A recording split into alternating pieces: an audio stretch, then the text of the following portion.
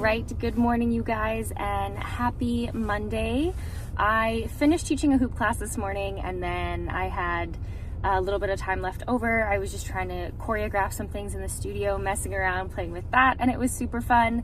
And then I found this heart wreath for Valentine's Day on Pinterest that I wanted to make because I think it's absolutely adorable.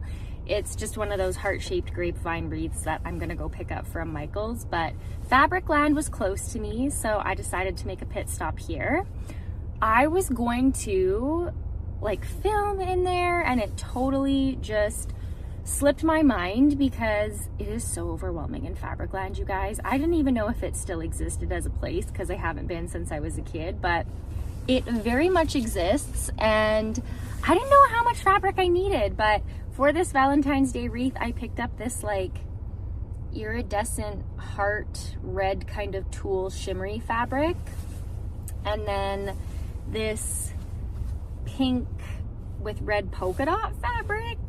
I'm kind of trying to go based off of the pictures-ish, and then just a small piece of this dainty floral white print that kind of looks very springy, but when you put these three together, I think they're very complimentary. So let's hope I have enough fabric. If I don't, I could always come back, of course, but wow, Fabricland, such a magical place. And now I am off to Michael's because I want to make sure that I can get my heart-shaped wreath before they sell out, because any sort of specialty shaped wreaths at Michael's tend to sell out early in the season. So let's pop over there and see if they've got what I need. You guys, look what I found. I got it. I didn't actually expect it to be white. The one I saw online was the brown grapevine heart-shaped wreath, and it was 12 inches. This one's 16 inches. So I'm thinking I might actually need more fabric, but that's fine. I'll start with what I've got, and then it'll give me a better idea of how much more I need to buy. But I'm very proud of myself. I went into Michael's, I just got what I needed, very much in alignment with my money management goals. I did stop at Tim Hortons and get a blueberry bagel with some butter because I think my gut can handle that, and I had half of it. I'm about to have the other half because your girl is starving. And it's 10 degrees outside today, so it is very warm. I bundled up and ended up taking off my parka and my sweatpants, and it's warm. So I'm gonna eat this bagel, I'm gonna head on home, and then we can reconvene. Okay, welcome back you guys. It is Wednesday, so it's been a couple of days since I went and picked up my materials for my heart-shaped Valentine's Day wreath that I'm making. I just spent a little bit of time cleaning up the edges because they were a little bit janky. So in that process, I cut a couple of little strips from this, I would say, I don't know, it's not a tulle, it's more of a chiffon type material, so it's a little bit tricky to cut, but I noticed in the photo that I will display up here for you guys so you can see what we're working on, that the edges were not squared, they were actually pointed. So I just cut a couple strips and made these little pointed edges because eventually I'm going to tie each one of these little guys onto my heart-shaped wreath that I've got over here. And it was tricky. It was definitely tricky. So I'm gonna try doing this more springy type fabric now that's a little bit thicker, and I think it might be a little bit easier to cut. So I'm gonna start by cutting this into strips and then cutting those little pointed edges. And then once I feel like I've got enough fabric together, then I can start tying it onto my wreath. Okay. So I'd say about this thick seems good to me. Once they're tied, any sort of imperfections on the side, you're not gonna be able to see. Leave it to me. I mean, the wreath picture on Pinterest is all patterned fabric as well. And I love patterns. If anybody out there knows me, you know that I absolutely love patterns. That being said, patterned material like this one can be really tricky to cut, but I am working on my working against, that's not the right way to say it. This year I am giving myself exposure therapy in terms of my perfectionism, and we're not going for perfect, we're just going for what brings me joy. So this will be a nice little piece of exposure therapy for me to practice letting go of some of that perfectionism. That's the word I was looking for. Letting go of some of that and just allowing myself to play, create, have some fun, and enjoy the process. Now, I've also been noticing that my media consumption online has been really heavy lately, and yes, there's an element of having to post for my business, but I am human too, and I can certainly get stuck on internet rabbit holes and just spending way too much time on things like Instagram or TikTok. And typically while doing a craft like this, I would have something on in the background, but I just feel like everything's been a little bit noisy lately, and I'm using this craft as a self-care tool this week to just really slow down and enjoy the process rather than having to be distracted or stimulated with some type of audio along the way, because I've gotten to a point where I feel like I can't even really hear my own thoughts at times throughout the day, and it's really draining. So yes, I am talking to you, I'm using my own voice, but this wreath making is really supporting me in a lot of ways right now, you guys. So we're just gonna keep cutting some of these strips. I'll cut one more strip here, and then we can get to the pointed edges, which again, trickier than you would think, or maybe it's just me. I feel like I'm gonna be needing to give my eyes a bit of a break throughout this process, because staring at this floral fabric right now it's a task. It is certainly a task. However, I do love doing something so tactile with my hands because it really just makes me feel alive and connected to something other than a screen. So let's cut some little points into these strips. Okay, so now that I've got my pieces here, I've played around with folding them in half and then cutting that way so that I can save myself a little bit of time. We'll see if this fabric cuts well if you fold it in half.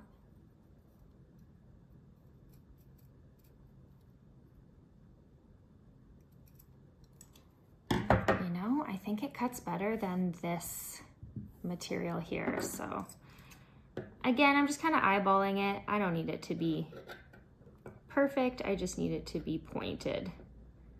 Pointed, not perfect. Eee.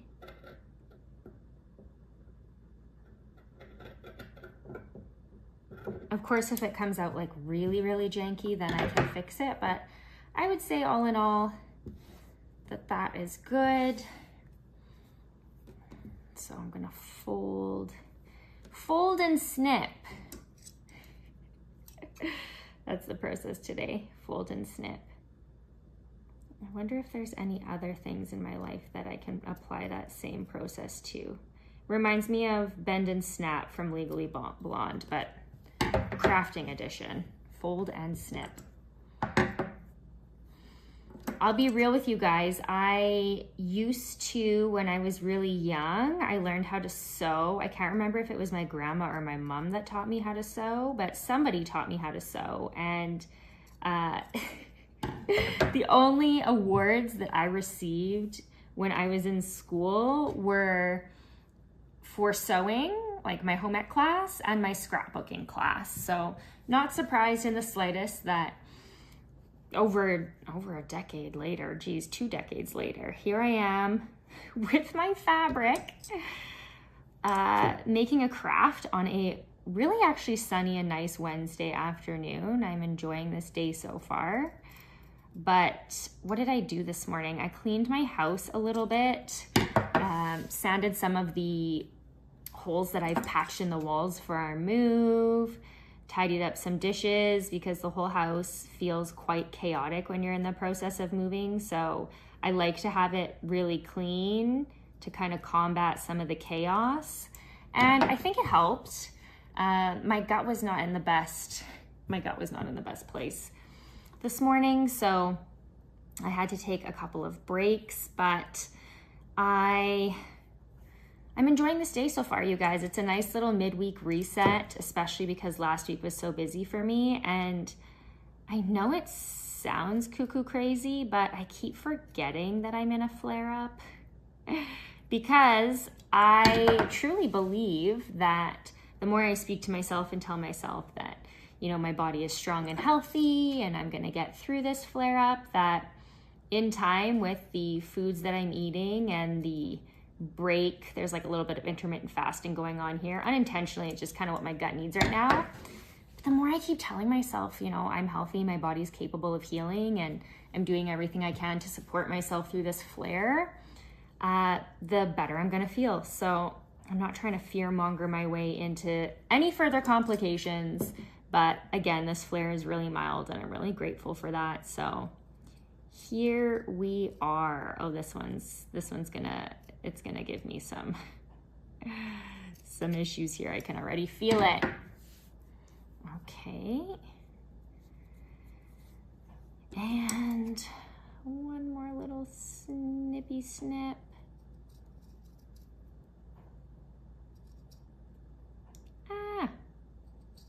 Sometimes they get a little bit rounded.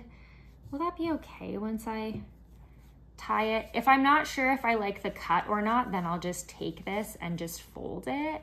And yeah, you're not gonna notice that once it's folded and it's amongst all of its other little fabric friends. So that looks great. Now let's try, dare I say, let's try with the red fabric. Looks like it's gonna give me a run for my money here. Similar to the pink fabric, I think it's dainty. She's a dainty one. Also, props to me. This was very unintentional, but I love that in the midst of a move, I decided to do a craft, one. And then two, normally my crafts would require paint or hot glue or something like that. And I love that I found a craft that literally just requires fabric, a wreath base, and some scissors, because I just snagged these scissors out of my packed craft bin. And how easy is this? This is amazing. I love when that happens. Oh, this is definitely the easiest fabric to cut out of all of them. What a pleasant surprise. I love when you're pleasantly surprised in the middle of a DIY. Ooh, okay. Yeah, and then it looks very see-through on this brown table, but once I really wrap it up and against the white wreath base, yeah, it looks really red. So that is gorgeous, darling, gorgeous. Okay, cutting strips. Fun fact about me, I love iridescent, shimmery, sparkly things. For a while there, when people would ask me what my favorite color was, I would say it was iridescent. Still partially true because I do love it. However, one of my all-time favorite colors, I think it was even like my favorite color when I was younger, is periwinkle. That like mix of purpley blue, oh, I just love it. And my dream one day when we buy our own house is to, I don't know what room I would paint periwinkle, but I want to paint some of the walls periwinkle, and then as a complementary kind of contrast, do like some sort of a gold foiling. Oh, I just think those two things together would look incredible. And then I have other, I have so many boards on Pinterest that are saved, but one of them for, you know, bathrooms or kitchens with this very curly iridescent tiling. Oh, you can just make it look like that bathroom was designed for a fairy, and I am so here for it. Wow, this is a breeze to cut, you guys. I absolutely love this. So let's cut it into some strips. Okay. And maybe I'll cut like a couple more strips so I can start putting them on the wreath, because who knows, once I cut these strips, maybe I find that certain spots on the wreath need a little bit shorter of a little tie, so I won't know until I start that, but I don't want to get too far along in my project and realize that I need some shorter strips. So we'll cut one more strip here, and then cut its little pointy edges. I wonder what type of, I don't know, outfit or something you could make with these fabrics. It's almost so sheer that I can barely see it when I fold it over.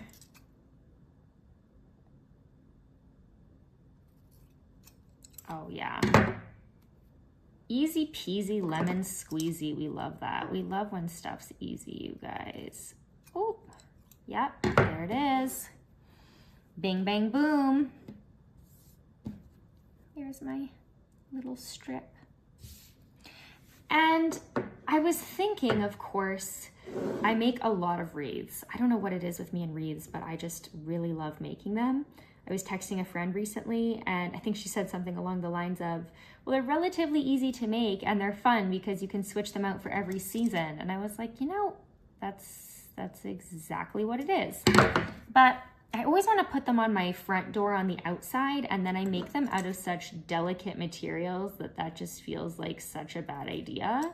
And here I go again, making a wreath where, just due to the nature of where I live and the fact that there's still snow outside and it's kind of chilly and like mucky and wet, I will definitely be putting this wreath on the inside of my front door when we move, so that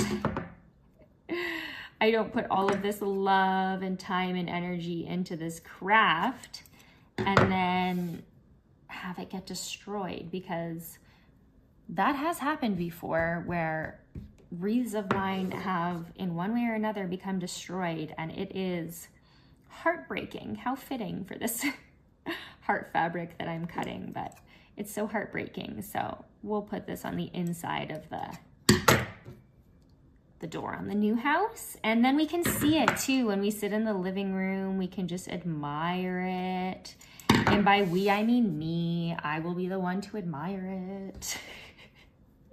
My girlfriend likes my wreaths too, and she knows how much like love and time and energy I put into them.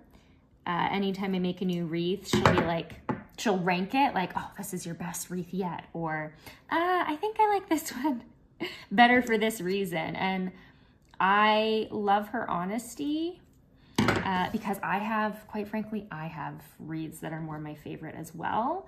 Not my Christmas wreath that I made this year, which unfortunately I did not show you guys, but I can always put a picture of that on the screen for you.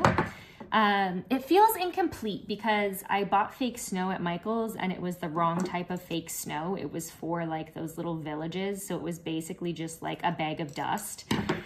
So that wreath feels incomplete without the snow, which I will fix next year.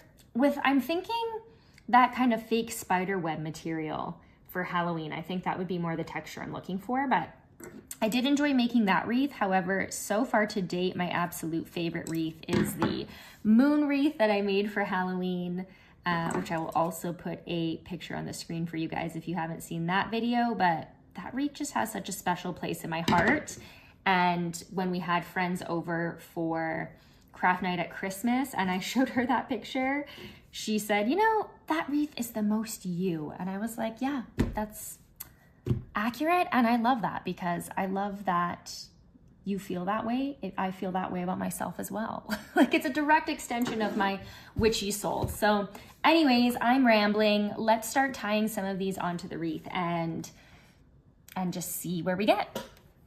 So now that I have cut some of these little strips, I think it's going to be as easy as tying them onto this wreath base, but we're just gonna give it a go and find out. It might be trickier than I anticipated.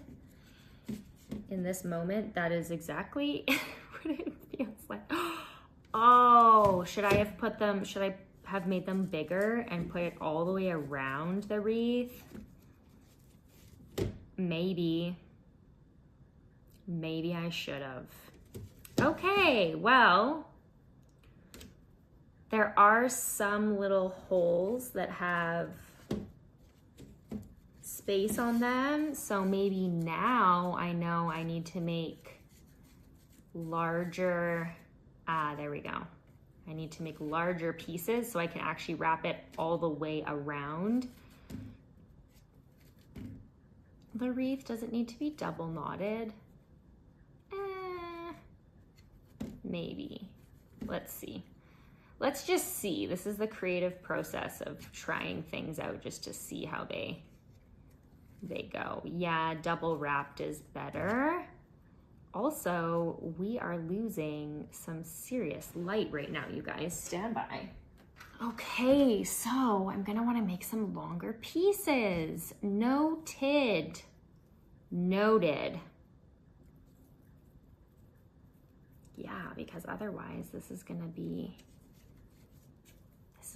a very tricky process. I feel like some sort of tweezers or something would be good here, but let's just see. Oh, that's gonna look so pretty.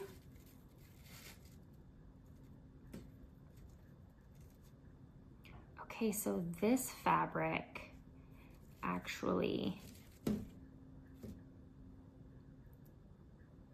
it's more stretchy, so I, in hindsight, could actually really tie it underneath and not just through. Wow, I feel like this craft project is going to teach me, I feel like it's going to teach me some things about myself here, you guys. Don't you love that when a craft project can just humble you? Okay. Can I wrap this one around? No, I think it's gonna be too tight. Let's just see. Bring that fabric through. Maybe bring it through this way. Okay.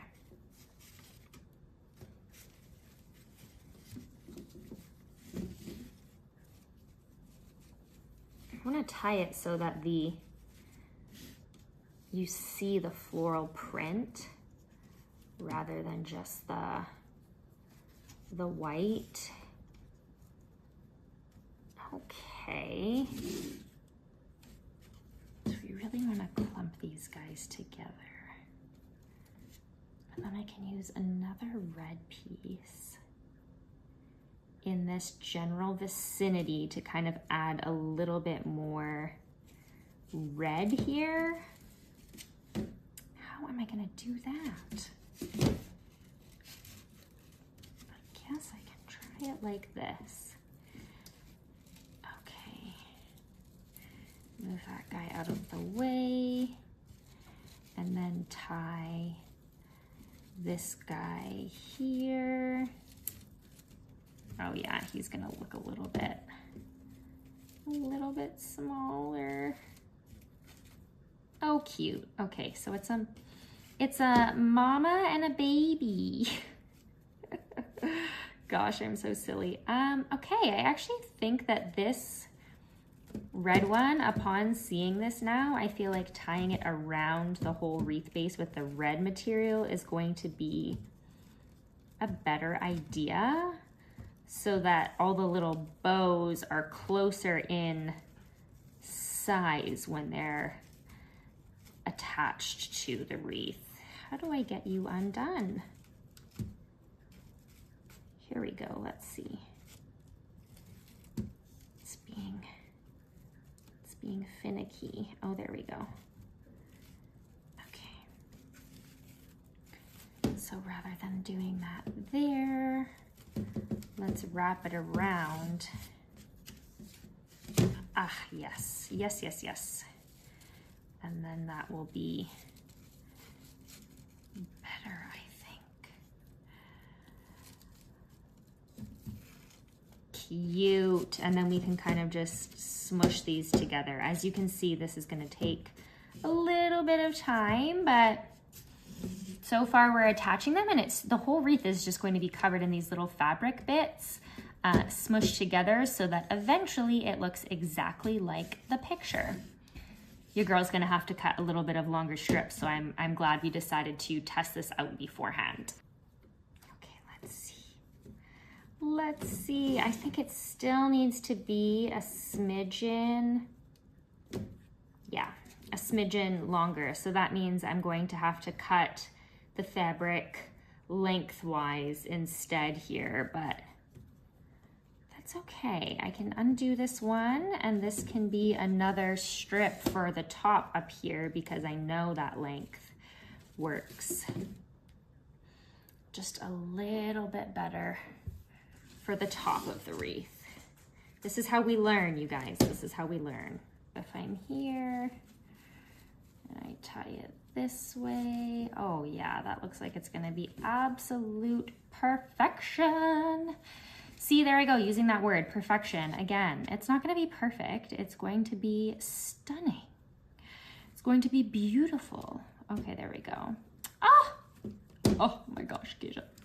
So cute. So cute, so cute. Okay, so this is kind of like a little snippet of what you can expect all the way around the wreath so that you won't see any of the white. It'll just be the different prints and patterns as we continue to wrap all the way around the wreath. So now I know that this length is better, and then I think I'm going to be able to use some of these smaller pieces for the top.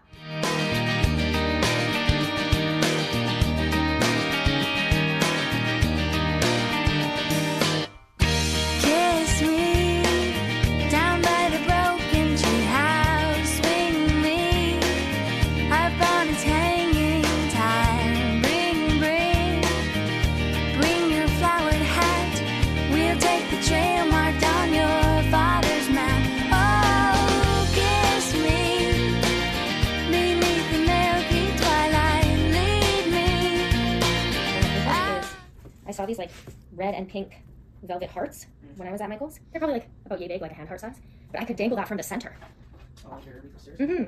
And use pieces of this material and like tie them together so it still matches the wreath, but it's like different pieces of fabric, and kind of tie them together, and then there's like the velvet heart in the center. That'd be cute. Great. All right, you guys, I am on my way to Michael's to find the finishing touch for my wreath.